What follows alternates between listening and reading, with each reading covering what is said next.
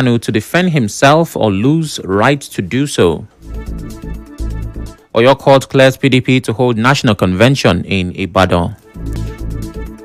Rivers pensioners begin biometric verification across 23 local councils. On the foreign scene, Palestinian detainee shown in alleged rape video returned to Gaza. I'm Sam Chinedu, and the news continues after the break.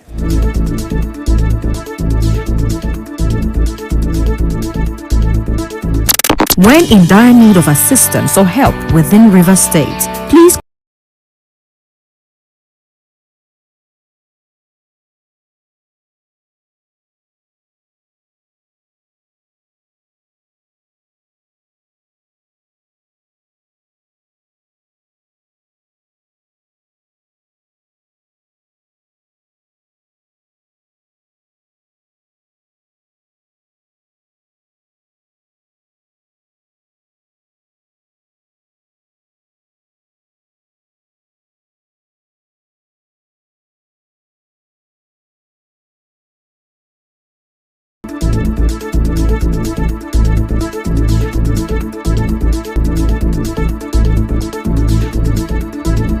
Welcome back. The family court in Port Harcourt again to explain the nature of a settlement he allegedly reached with one bride, Chukwuma, who was accused of defiling his 5-year-old daughter. A family court in Port Harcourt had earlier ordered the father's remand at the Port Harcourt Maximum Correctional Center for alleged conspiracy after he told the court through his lawyer that he had settled with the suspect and wanted the case withdrawn.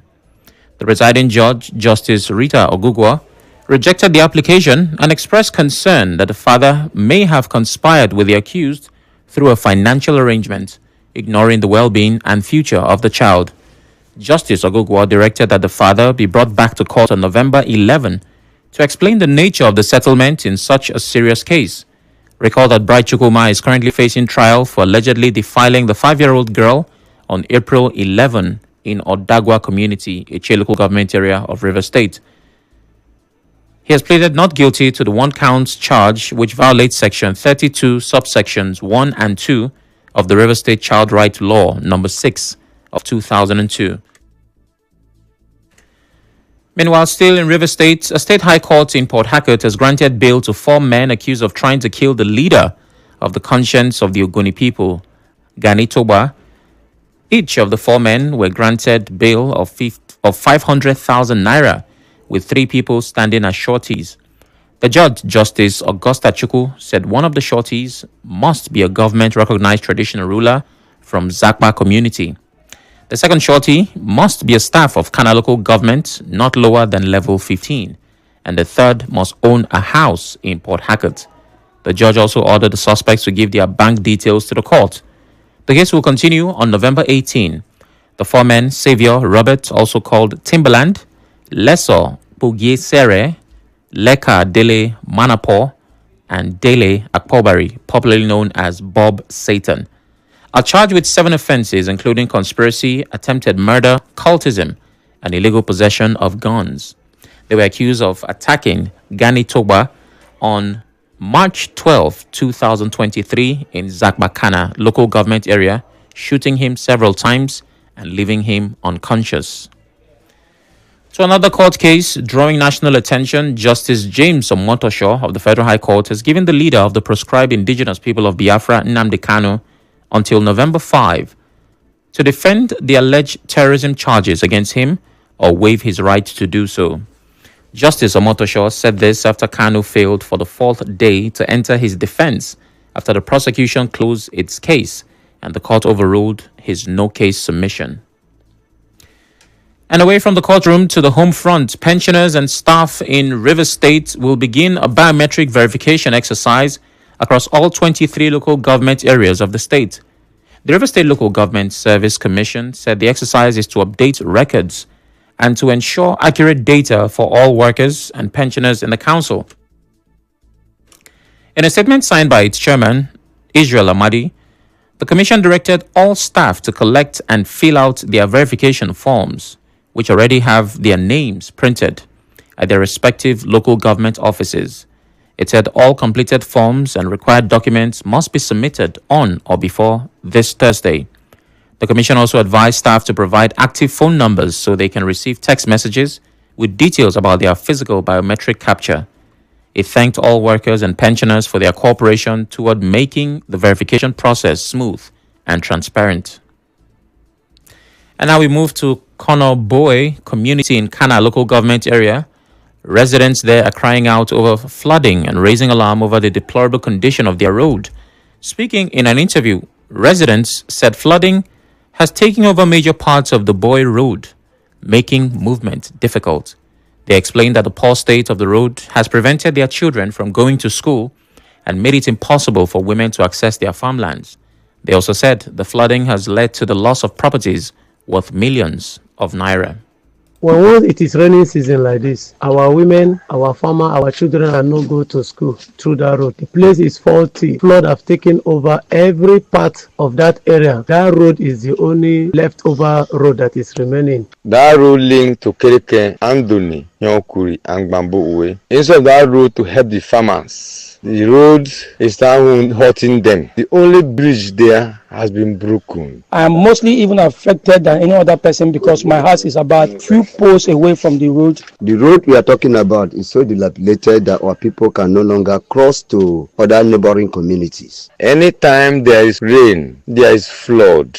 And the flood also take over buildings. And people has continuously lost properties worth of millions. The community appealed to the River State Governor Siminalayi Fubara and the Niger Delta Development Commission to urgently intervene and rehabilitate the road. We are appealing again that NDDC, River State government, should come to our aid. The people look as if they are not even from River State or Niger Delta. We are For some years now, even the past administration, the present minister of FC now the road, so we are begging the statement to see. We return why the PDP can now go ahead with its convention. Stay tuned.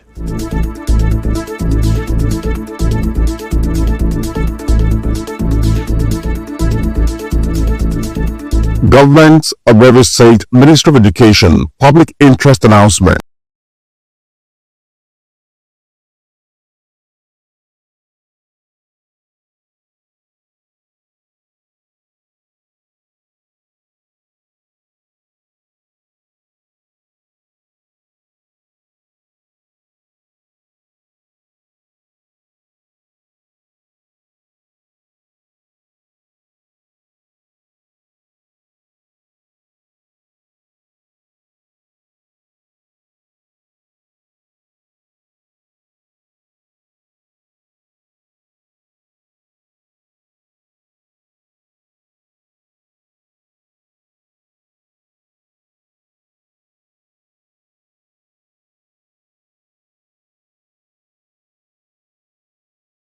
I'm back. And Oyo State High Court has given the PDP permission to go ahead with its national convention, which will take place in Ibadan on November 15 and 16.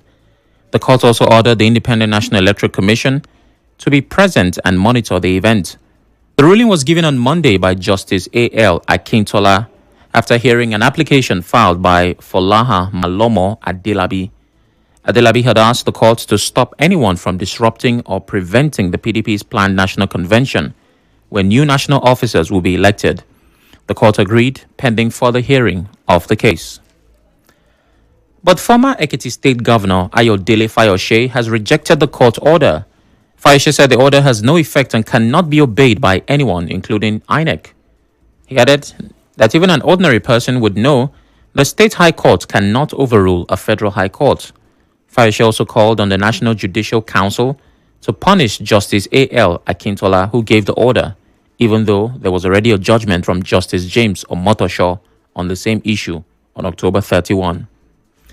And the storms not end there, and the PDP crisis could get worse before 2027. An Abuja-based political scientist, Simbo Olurofemi, said the problem started when the party failed to take action against the FCT minister, Nyesom Wike, after he opposed the choice of a northern presidential candidate in the 2023 elections. Olurofemi told correspondent Soibi Oruwari that he knew the PDP would struggle to survive the internal crisis when it began with the G5 Governors Forum. predicted as far back as 2013 that PDP is dead as a national party. But the height of it was what happened in 2023 when he made the fatal error of not ceding the presidency to the South, particularly Southeast or even South-South. Having made that error, it was not able to quickly correct way by either getting the weekly tendency out of the party. Having lost that, I can say that the party is already turned right from the top to the back because there are things that are internal to PDP that just make it difficult for it to be able to survive outside the government. Olurafemi also disagreed with claims that PDP governors are defecting to the APC because of regional or ethnic reasons. So as it is now, effectively, the PDP is almost lost South-South because where is PDP in South-South? Even I think it's only Rivers that is left now, and that river is neither here nor there. So the future does not look bright for the PDP. It's all about the political or personal interest of the governors concerned. I don't see it as a regional thing as some people have. Even the people crossing the South, they are doing it for their personal interest. So at the end of the day, it's all about the political interest of the person in On his part, Lagos-based political analyst Liberos Oshoma said the PDP will not survive ahead of the 2027 elections unless the FCT minister Nyesom Wike leaves the party. The influence of Wike in that party still looms very large. And until people like him leave the party, certainly there will be no peace. He who pays the piper dictates the tune. You can't say that you have the interest of your party at heart, and yet you are in bed with the ruling party. And you sing the song of the current president every day, and you say that the current president is your candidate for the 2027 election. Oshoma expressed concern that the PDP may not even be able to field candidates in the 2027 general elections, alleging that the ongoing crisis is being fueled by people who want to destroy the party before the next polls. So, for the 2027 election, it's obvious that PDP might not even have a candidate because the owners of PDP have settled for a consensus candidate in the person of Mr. President. Also, I blame the party. It was obvious that they didn't have plan outside of power. The moment they lost the election in the 2015 general election, the party now became rudderless. They were looking left it for Wike. So, having funded the party and boastfully said he gave some people money to even run an election, they owe him loyalty. Still in politics, a new face may soon join the federal cabinet.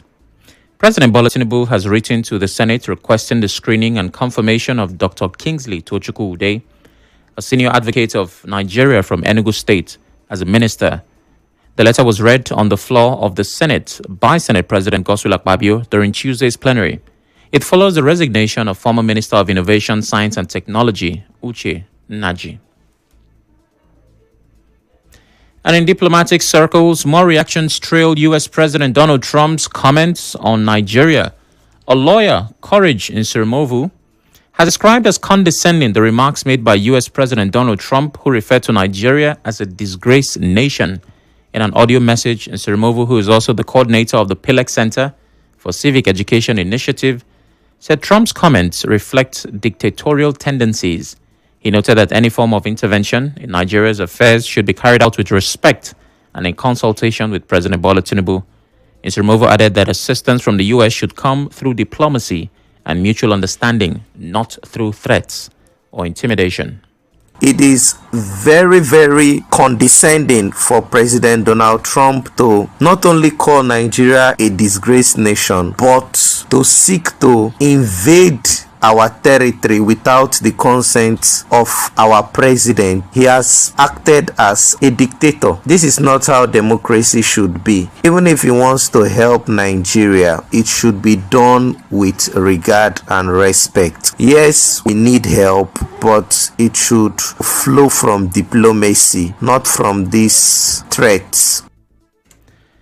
In the same vein, the Chief of Defense Staff, Olufemi Oloyede, says Christians are not being targeted or killed in Nigeria. He said Nigeria is ready to work with other countries to fight terrorism.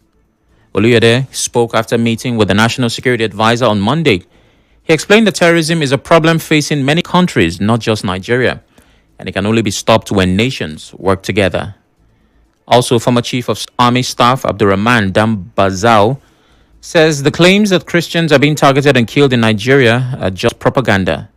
Dambazal, who served as Chief of Army Staff between 2008 and 2010, and later as Minister of Interior from 2015 to 2019, spoke at a public lecture in Abuja.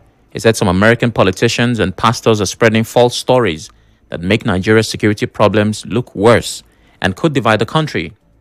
Dambazao questioned what the U.S. achieved in Niger, where it had military bases for over 10 years, saying the U.S. did little to stop insecurity there. He also said the U.S. might be trying to create another military base in Nigeria, a country it only supports when it serves its own interests. China is also throwing its weight behind the Nigerian government. Speaking at a press conference in Beijing on Tuesday, the spokesperson for China's foreign ministry, Mao Ning, said China stands firmly with Nigeria as a strategic partner. She said China is against any country using religion or human rights as a reason to interfere in another country's affairs or to threaten it with sanctions or military force. Mao Ning was responding to questions about U.S. President Donald Trump's threat of military action in Nigeria over claims of attacks on Christians. On the international scene, the Palestinian detainee shown in an alleged rape video leaked to the Israeli outlet Channel 12 last year has been returned to Gaza. The Associated Press reported this, citing a document from the military prosecutor's office.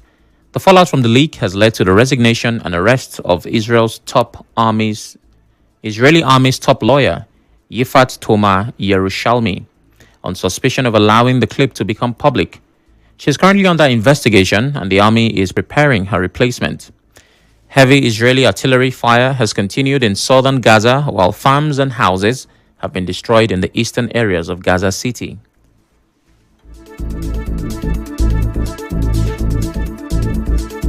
On the news this evening, you heard a father will appear at the family court in Port Harcourt over settlement with man accused of defiling his daughter in River State.